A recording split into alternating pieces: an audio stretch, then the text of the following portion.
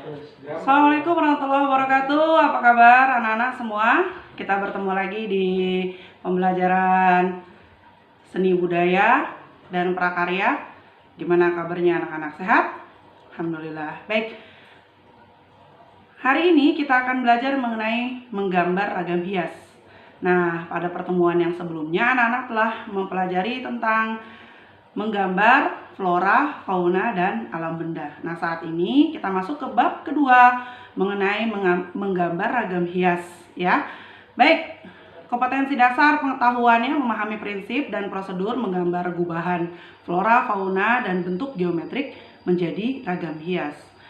Nah, untuk kompetensi keterampilannya yaitu menggambar gubahan flora, fauna, bentuk geometrik menjadi ragam hias. Indikator pembelajaran kita pada pagi hari ini yaitu menjelaskan keragaman pada ragam hias Indonesia, mengidentifikasi keunikan ragam hias Indonesia, mengeksplorasi ragam hias flora, fauna, dan geometris dalam bentuk gambar, kemudian mengkomunikasikan hasil karya ragam hias baik secara lisan maupun tulisan. Nilai keislamannya hadis riwayat Muslim yaitu sesungguhnya Allah itu maha indah dan menyukai keindahan. Kesombongan adalah menolak kebenaran dan meremehkan manusia. Baik, kita berlanjut ke berikutnya yaitu pengertian ragam hias. Ragam hias atau biasa disebut dengan ornamen merupakan bentuk karya seni rupa yang sudah berkembang sejak zaman prasejarah dengan menampilkan sebuah riasan atau motif sebagai identitas suatu karya seni itu sendiri. Nah, kita tinggal di Indonesia, sebagai negara kepulauan memiliki banyak sekali ragam hias. Ragam hias di Indonesia dipengaruhi oleh faktor lingkungan alam, flora, fauna, serta budaya masing-masing daerah.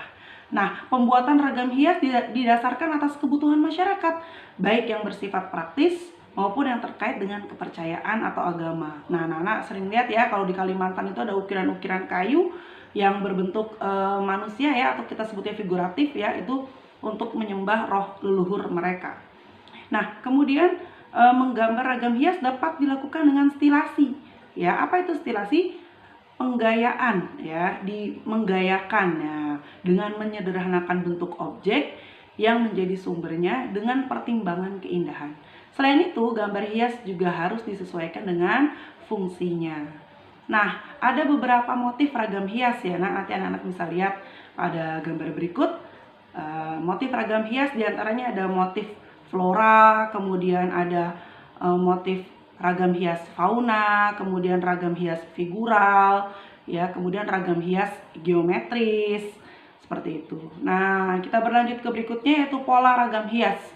Ragam hias biasanya memiliki pola atau susunan yang berulang. Semua unsur ragam hias ada yang mengikuti pola tersebut sehingga ragam ornamen tampak teratur dan terukur.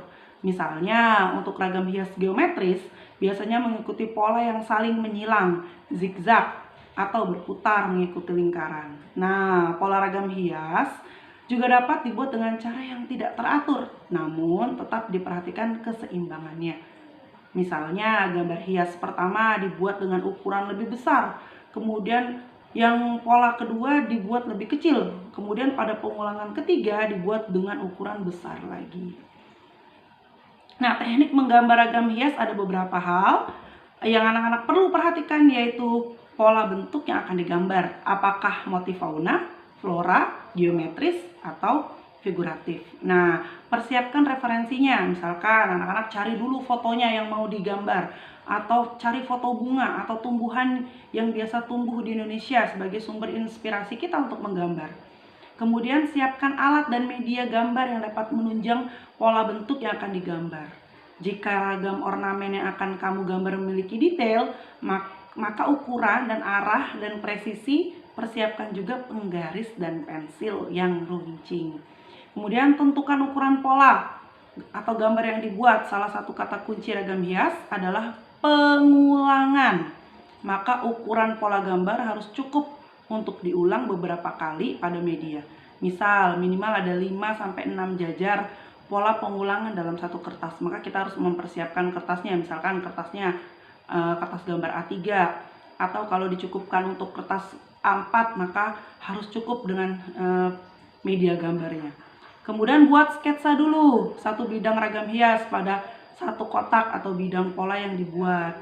Selesaikan semua bidang pola yang masih belum terisi. Kemudian terakhir baru mulai warnai dan rapihkan semua gambar hias yang telah mengikuti pola tersebut.